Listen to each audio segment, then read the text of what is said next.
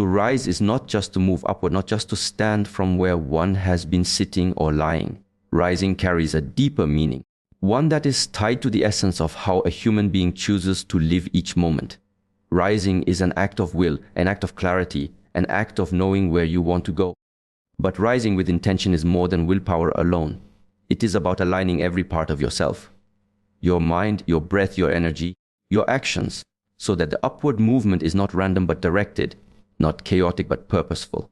Every morning when the body wakes, there is a chance to rise again. But how often do we rise unconsciously? The alarm rings, the body moves, the day begins, and yet the mind is already scattered, drifting between yesterday's regrets and tomorrow's worries. To rise in this way is not rising at all. It is simply moving with inertia, letting the current of habit pull you without direction. Intention is what breaks this cycle. Intention is the invisible compass that transforms simple movement into a deliberate journey. Without intention, one is like a leaf carried by the wind. With intention, one is like the seed that knows it must break the soil and grow toward the light. The strength of intention does not come from force. It comes from clarity. Many people try to rise with determination, but determination without clarity often leads to exhaustion. When you do not know why you are rising, when you do not know for what purpose you are standing, every effort feels heavy, every step feels uncertain. But when clarity appears, effort becomes lighter and rising becomes natural. Just as a flame naturally rises upward without anyone pushing it, intention aligned with clarity lifts the human being without constant struggle. To cultivate intention requires listening inward. It is not enough to borrow the goals of society, to chase after what others value, to move only because you fear being left behind. Such borrowed intentions lack roots. They are fragile, and when difficulty comes, they crumble. Real intention must grow from within. It begins with silence, with asking yourself not what you think you should want, but what you truly need in order to live authentically. It is in this silence that intention is born, not as a sudden shout, but as a quiet voice that guides steadily. Rising with intention also means rising with discipline. Intention is not a fleeting thought. It is not something you remember for one day and forget the next. It is a continual practice. Each action, however small, is either in alignment with intention or against it. To rise with intention is to live with awareness in these small actions. How you breathe, how you speak, how you carry yourself, how you treat others. Each step is either toward alignment or away from it. Rising then becomes not a single act but a way of life. The body, the breath, the mind, and the spirit must all move together. If the body rises but the mind is still heavy, the rise is incomplete. If the mind is clear but the body is neglected, the rise is weakened. Intention demands integration. Rising with intention means paying attention to how you nourish yourself, how you rest, how you train your body.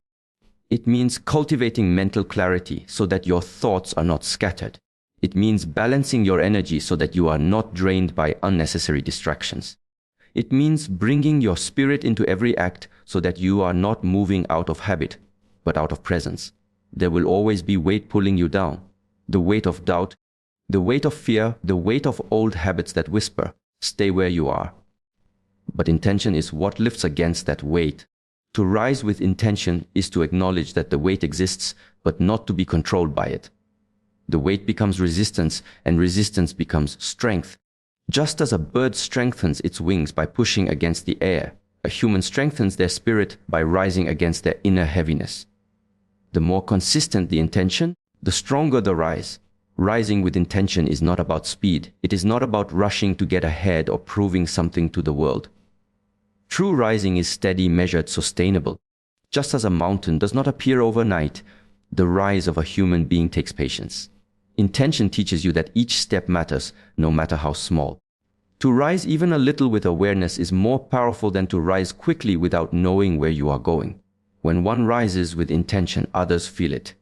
There is a presence, a quiet authority, a stability that radiates. This kind of rise does not need to be announced. It does not need validation. It speaks through action, through the consistency of being aligned with something greater than distraction. Intention becomes visible in how you walk, how you stand, how you breathe. It is not something you hold in your hand, but something others sense when they encounter you. Rising with intention also requires letting go.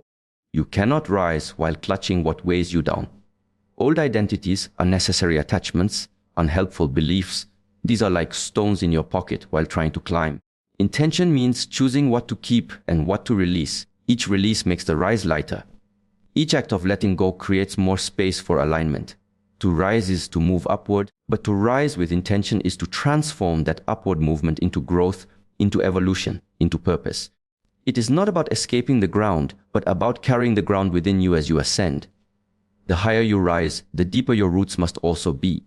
Without roots, the rise is unstable. With roots, the rise is unshakable.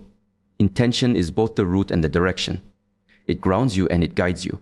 Breath is the most constant companion we have, the silent thread that connects us from the moment we enter this life until the moment we leave.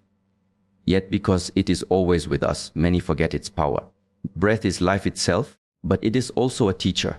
It shows us rhythm, it shows us presence, and it shows us how deeply connected we are to everything around us. To breathe consciously is to awaken to the truth that every inhale is an arrival and every exhale is a release. When we begin to observe the breath, we notice its natural intelligence. Without effort, it knows when to deepen, when to quicken, when to calm. The body follows this rhythm, and so does the mind. When the breath is shallow, the mind becomes restless, scattered, fragile. When the breath is deep and steady, the mind begins to settle, thoughts lose their sharpness, and the body finds ease.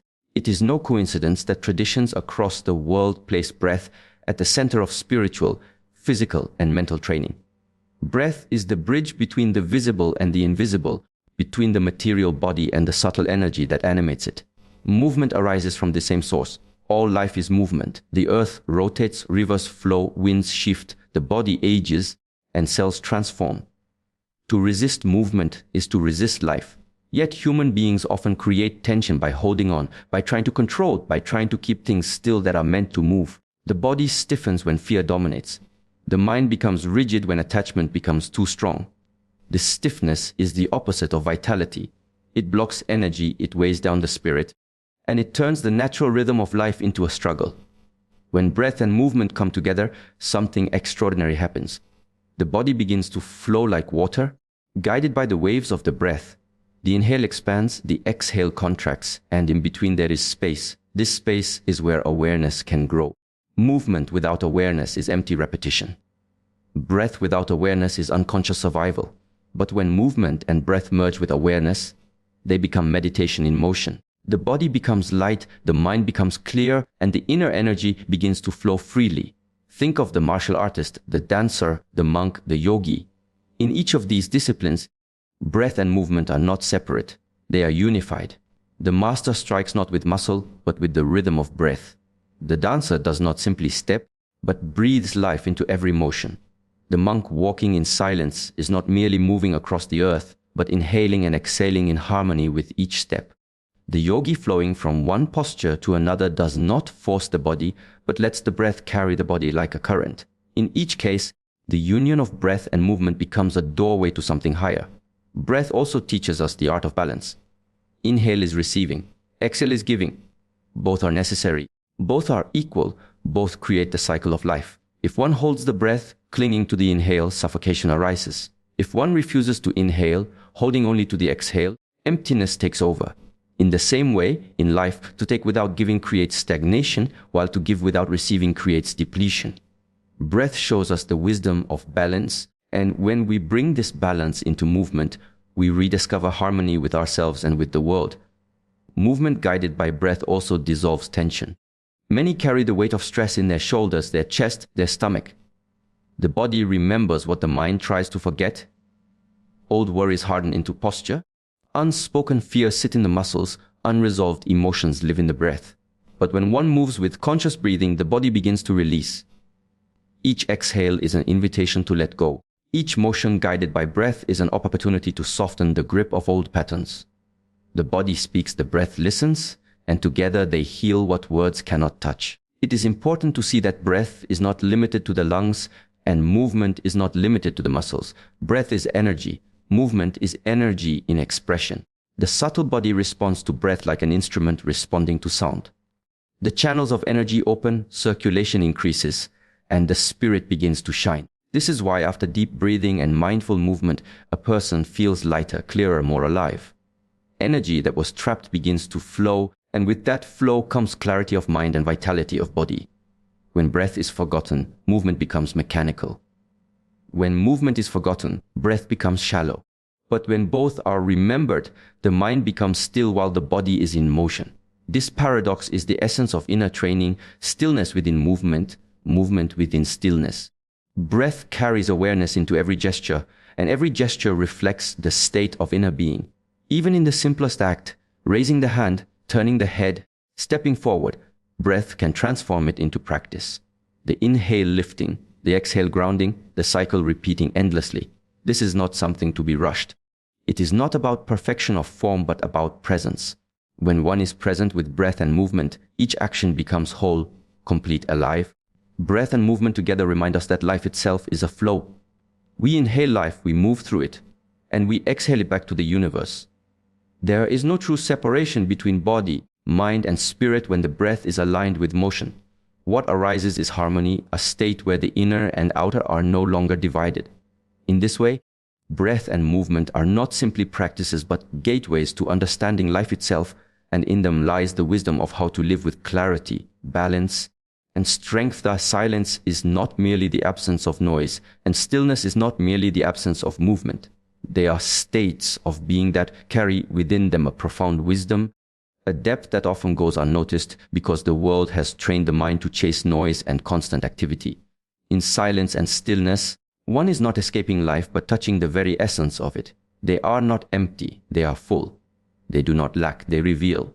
They are not weaknesses, they are strength that does not need to announce itself. When silence arrives, it can feel uncomfortable at first. The mind, accustomed to constant chatter and distraction, becomes restless. Thoughts rush in, demanding attention, filling the space that silence tries to open.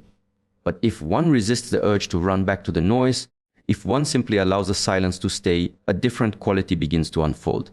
Silence is not a void, it is a mirror. It reflects what is within. It reveals the state of the heart, the condition of the mind, the hidden layers of the self. Stillness functions in the same way. The body, when brought to stillness, is no longer a vessel of restless movement. It becomes like a mountain, rooted and unwavering. Stillness of the body teaches stillness of the spirit. When one stops moving outwardly, the inward movement becomes visible. The currents of thought, the tides of emotion, the subtle energies flowing beneath the surface, all become clearer when external movements subside. In stillness, one becomes a witness, no longer merely reacting but observing. Silence and stillness are doorways. They open into a space where clarity can arise, where wisdom that is not borrowed from books or words can emerge. This is why traditions across time have revered the practice of sitting in silence, of cultivating stillness, of retreating from the chaos of the world to touch something deeper. In these states, the noise of the world loses its power, and the inner voice that was always there, waiting patiently, can finally be heard. There is a difference between being silent and being silenced. To be silenced is to be suppressed, to have expression taken away. But to choose silence is power. It is an act of discipline, an act of sovereignty over one's own energy. In chosen silence, one does not lose their voice, they preserve it. In chosen stillness, one does not lose their vitality, they refine it. This is the silence of strength, the stillness of mastery. The mind that learns to sit in silence becomes sharp, like a blade that is sharpened on the whetstone. The restless edges of thought are worn away until clarity appears. The person who cultivates stillness gains presence. They are no longer dragged by every impulse, every distraction, every disturbance. Instead, they are grounded like a tree, able to withstand storms without breaking. In silence, communication takes on a new dimension. One begins to understand that words are not the only language. A look, a breath, a presence carries weight. In stillness, energy speaks louder than actions. The quality of silence one carries can calm a room. The depth of stillness one embodies can influence others without a single gesture. This is power that cannot be imitated because it is not performed. It is cultivated. Silence also allows for release. The emotions we carry, the unspoken burdens, the mental noise that weighs us down, all of these begin to loosen in silence. When one no longer tries to force words to explain, when one no longer tries to move to escape, the inner knots start to untangle. Stillness becomes a healer, silence becomes a balm. In the quiet, the nervous system resets, the heart softens, the mind clears. Yet silence and stillness are not passive. They are not a retreat into emptiness. They are active states full of presence. It takes immense energy to remain still in a world that demands movement. It requires courage to remain silent in a culture that worships noise. This energy, when harnessed, becomes a source of transformation. One learns to conserve rather than scatter, to focus rather than disperse, to align rather than fragment. When one sits in silence, the awareness of time changes. A moment can stretch into eternity. In stillness, the body feels the rhythm of existence more clearly. The heartbeat, the breath, the pulse of life itself, all are magnified in their simplicity. In this magnification, gratitude arises. The small details of life, often drowned in noise and motion, reveal their beauty. Silence teaches appreciation. Stillness teaches presence. The paradox is that silence is never truly silent, and stillness is never truly still. In the absence of noise, subtle sounds emerge: the rustling of leaves, the hum of life, the inner rhythm of being. In the absence of movement, subtle shifts reveal themselves: the rise and fall of breath, the currents of energy, the natural unfolding of life. Silence and stillness are not about emptiness, but about seeing more, hearing more, feeling more. They are practices that refine perception. In silence, the unnecessary falls away. In stillness, the scattered becomes whole. What remains is essence unclouded by distraction, unshaken by turbulence. And in that essence, one discovers a strength that does not need to display itself, a peace that does not need to be defended, a wisdom that does not need to be spoken. A gratitude practice is not a simple act of saying thank you. It is not limited to polite words, nor is it confined to moments when life feels generous. Gratitude is a state of being, a way of perceiving the world that redefines how we experience each moment. To practice gratitude is to train the mind to notice, to acknowledge, and to value. It is not a passive response to receiving something good. It is an active cultivation of awareness for what is already present. When gratitude becomes a practice, it reshapes the landscape of the inner world, and in turn, it transforms the way one relates to the outer world. So often, the mind is restless, searching for what is missing, focusing on what is lacking, endlessly chasing after desires. This habit of dissatisfaction blinds us to what is already in our possession. Gratitude practice interrupts this cycle. It shifts attention from absence to presence, from longing to acknowledgement. By recognizing even the smallest blessings, the mind learns to rest in sufficiency rather than constantly reaching for more. A warm meal, the rhythm of breath, the presence of a friend, the opportunity to learn, these are not small matters. They are the fabric of existence, and when seen with gratitude, they become sources of strength. Gratitude also functions as a form of discipline. Just as physical training strengthens the body, gratitude training strengthens perception. It requires repetition, commitment, and sincerity. Writing down daily reflections, pausing to reflect before sleep, or beginning the day by silently naming what is already given. These are ways to anchor gratitude into the structure of life. At first, it may feel forced or mechanical. The mind resists, preferring to dwell on complaints or comparisons. But with persistence, the resistance dissolves and gratitude becomes a natural habit. In time, it is no longer necessary to search for reasons to be thankful. Life itself becomes the reason. The power of gratitude lies not only in perception but in energy. A grateful heart carries a frequency that softens resentment, that lightens the heaviness of anger, that dissolves the burden of envy. When one is grateful, it is impossible to remain in bitterness. Gratitude and bitterness cannot coexist. They are like light and shadow. Where one is present, the other must disappear. This is why gratitude practice is not sentimental, but profoundly practical. It alters the emotional state, calming turbulence and bringing clarity.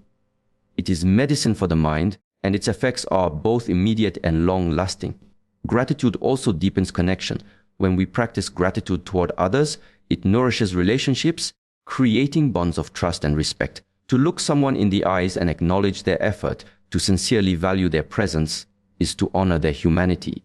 Gratitude, when expressed, becomes a gift not only to the one who receives it, but also to the one who offers it. It creates an exchange of energy that uplifts both sides.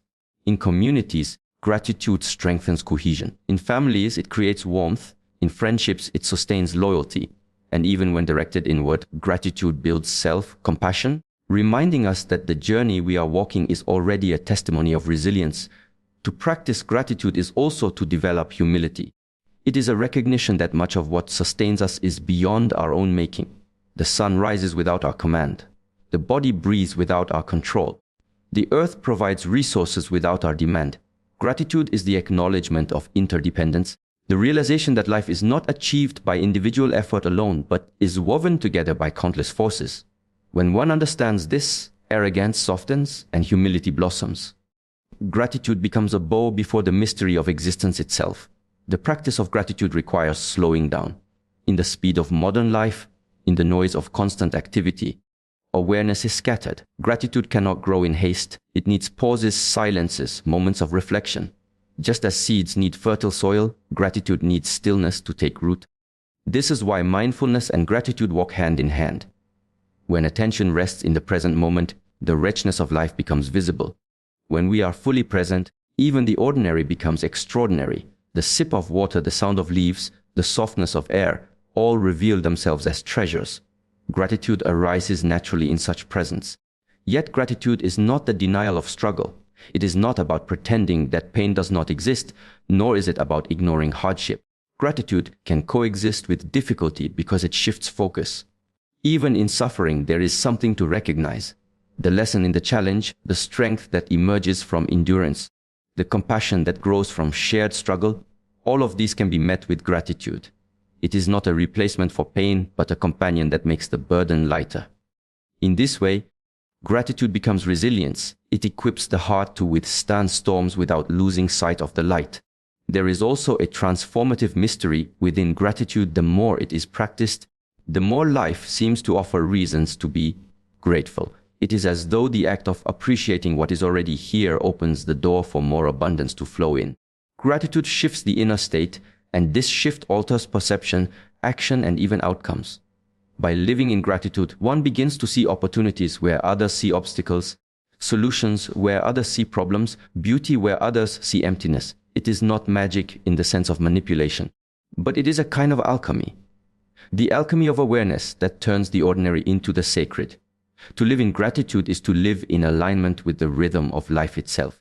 It brings the mind out of the future and the past, rooting it in the richness of now. It replaces grasping with receiving, scarcity with sufficiency, isolation with connection. It is not a one-time effort, but a daily discipline, a continuous unfolding. Gratitude practice becomes the thread that weaves meaning into experience, that turns every breath, every step, every moment into a reminder of how much has already been given. Planning is not simply the act of writing down goals or creating lists of tasks to accomplish. It is the deliberate structuring of thought, time, and energy into a clear direction. A focused plan is not a rigid map of the future, but rather a disciplined alignment of inner intention with outward action. Without focus, planning becomes scattered and fragile, easily broken apart by distraction or uncertainty. With focus, planning becomes a sharpened tool, one that cuts through confusion and guides action with clarity. Focus requires a withdrawal from unnecessary noise. Many people sit down to plan, but their mind remains fragmented, jumping between desires, obligations, and distractions. A plan created in such a state is weak because the mind itself is not settled. To create a plan that has true strength, one must first still the inner restlessness, gather attention into one place, and then move deliberately. Focused planning is the art of putting energy only where it belongs, only where it serves, and leaving behind the scattered impulses that lead to wasted effort. A plan is born in vision. But vision without focus often remains a dream, a faint image with no structure to bring it into reality. Focused planning transforms that vision into a sequence of clear steps. It breaks down the abstract into the concrete, the vague into the tangible. Each action within the plan becomes a bridge between thought and reality. And as one carries out these steps, the plan itself evolves, adapting to the changes of life while never losing its central direction. Discipline is the foundation of focused planning. Without discipline, even the clearest plan will collapse under the weight of procrastination and distraction. Discipline is not harshness, it is not the denial of freedom. Discipline is the consistent choice to return to the path you have set for yourself. When the plan calls for action, discipline acts. When the mind wants to wander, discipline refocuses. It is through this steady practice that a plan transforms from paper into progress.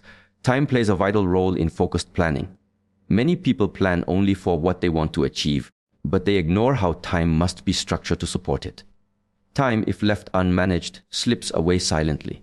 Focused planning requires that every hour is treated as a resource, each day as an opportunity to move closer to the vision. To plan without accounting for time is to draw a map without considering distance.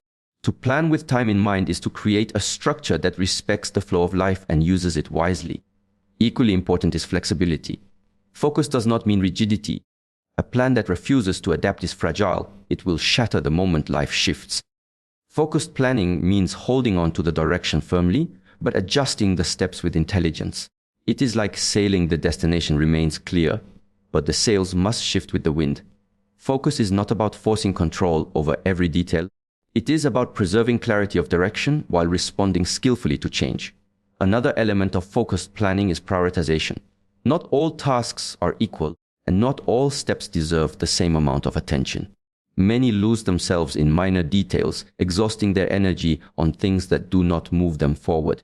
Focused planning requires the ability to distinguish what is essential from what is trivial. It asks the question, if I could only do one thing today to move closer to my vision, what would it be? And then it demands the discipline to do that thing first. This sharpens the mind, conserves energy, and ensures that progress is steady and meaningful. Focus also brings depth. A shallow plan touches many things lightly but accomplishes little. A focused plan selects fewer goals but penetrates them deeply. This depth builds mastery, and mastery builds results that cannot be undone by distraction. When energy is concentrated, growth becomes exponential. Focused planning, therefore, is not about doing more. It is about doing what matters most with intensity and consistency. To practice focused planning is also to understand the relationship between inner clarity and outer structure. The plan on paper is only as strong as the clarity within the mind. If the inner world is confused, no plan will hold. If the inner world is still and clear, even a simple plan becomes powerful. Thus, planning begins not with writing but with silence, with reflection, with the discipline to ask, what do I truly want to achieve, and why does it matter? Only when this question is answered can the plan carry true weight. The act of focused planning is in itself a form of training. It trains the mind to think ahead, to see consequences before they arrive, to anticipate obstacles rather than stumble upon them blindly. It sharpens awareness of patterns, showing where energy is wasted and where it flows effectively. This process alone develops clarity and foresight, qualities that extend beyond planning into all aspects of life. Focused planning also requires courage. It requires the courage to cut away distractions, to say no to paths that do not align, to resist the temptation of scattered energy. Many fear focus because it demands the abandonment of alternatives. To focus on one path means letting go of another. But without that choice, without that narrowing, energy disperses and results remain weak. Focused planning, therefore, is not only a practical tool. It is also an act of strength and affirmation of what truly matters. Each plan created with focus is a mirror of the self who created it. If the plan is shallow, it reflects a distracted mind. If the plan is deep and structured, it reflects clarity and discipline. By practicing focused planning consistently, one is not only moving toward external goals, but also shaping the internal character. The practice builds patience, resilience, and vision. And as the plan unfolds, progress becomes visible. Small actions accumulate into significant change. Steps once written on paper transform into lived reality. This process reinforces the truth that direction, combined with focus, has power far greater than scattered effort ever could. It shows that life does not need to be lived in chaos or confusion, but can be guided with steady, deliberate clarity that turns vision into manifestation. To nourish the body is to recognize it not as a separate vessel, but as the living foundation upon which every experience of the mind and spirit rests. Too often, people believe nourishment is simply about food or exercise, but true nourishment extends beyond the surface and into the very essence of life itself. When the body is cared for, it responds with clarity, vitality, and balance. When it is neglected, it becomes heavy, restless, and unable to sustain the deeper levels of practice, discipline, or awareness that one seeks. The body is not only the house you live in, it is also the bridge between the visible and the invisible, between thought and action, between potential and reality. The simplest form of nourishment begins with what enters the body. Every bite of food, every sip of water, every breath of air contributes to the body's state of being. When we consume without mindfulness, we carry within us the same lack of awareness that we placed into the act of eating or drinking. Food is not only fuel, it carries energy, vibration, and memory. The hands that grew it, the soil that held it, the way it was prepared, all of these qualities become part of you. To nourish the body with intention is to honor this connection, to understand that what you take in becomes the material from which your energy is built. Breath, too, is nourishment. Before the first taste of food or drink, life begins with breath. Yet most people breathe shallowly, unaware of the power resting within each inhalation. Breath is more than oxygen exchange, it is rhythm, it is life force, it is the continuous reminder that you exist in harmony with everything around you. When the breath is steady, the body softens and opens. When it is disturbed, the body mirrors that disturbance. Learning to nourish the body means returning to the breath, allowing it to wash away tension, to recharge the cells, and to remind the nervous system of its natural state of calm. Movement is another form of nourishment, but not movement in the sense of constant rushing or restless activity. True nourishing movement is deliberate, balanced, and aligned. The body thrives when it stretches, bends, flows, and strengthens in harmony. Shaolin practice, yoga, martial arts, or even mindful walking, all are paths that allow energy to circulate. A body that does not move becomes stagnant, and stagnation leads to heaviness, discomfort, and eventual decline. Movement is the way energy continues to flow freely through the vessel, preventing blockages that accumulate from stress, inactivity, or neglect. Rest is also nourishment, though often misunderstood. Many confuse rest with laziness or believe it is only needed when exhaustion arrives. But true rest is part of balance, the space where the body repairs, integrates, and renews itself. Without rest, even the healthiest food and the most disciplined practice cannot be fully absorbed. Rest is the silence between the notes of a song, the stillness that allows the rhythm of life to continue in harmony. Sleep, stillness, solitude, these are not weaknesses but necessary ingredients for a nourished life. The body is also nourished by what is unseen: thoughts, emotions, and environment. A person can eat the healthiest food yet poison their body with resentment, anger, or constant worry. Stress is a weight that no diet or exercise can fully remove because it lives in the cells, in the heartbeat, in the way the body holds tension. To nourish the body deeply means to watch carefully what the mind feeds it. A thought of gratitude strengthens, a thought of bitterness drains. Words spoken harshly become vibrations felt in the chest, while words of kindness ease the body into softness. Connection with nature is nourishment often forgotten in modern life.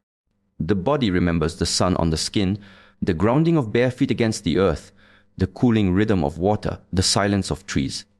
These elements are not luxuries but necessities, ancient relationships that keep the body in rhythm with its original environment.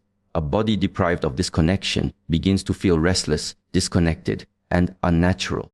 To nourish the body fully, one must allow it to return to these elements, even for a short while each day, to remind it of its place in the greater whole. Discipline is itself a form of nourishment, though it may seem paradoxical. When you discipline the body, you do not punish it, you strengthen it, refine it, and give it direction. Without discipline, the body follows impulse, craving, or distraction and eventually becomes weakened. With discipline, the body learns to serve its higher purposes, carrying the mind and spirit with steadiness. Discipline in eating, in movement, in rest, in breath, all contribute to a body that can endure, sustain, and rise beyond its limitations. To nourish the body is therefore an act of respect. Respect for the vessel that carries you through this life, respect for the elements that sustain it, respect for the energy that flows through it. It is not about vanity or appearances, but about capacity, the capacity to endure, to align, to transform. A nourished body does not mean a perfect body, it means a body cared for, honored, and treated as sacred. When the body is nourished, the mind finds clarity, the spirit finds balance, and the path forward opens with less resistance.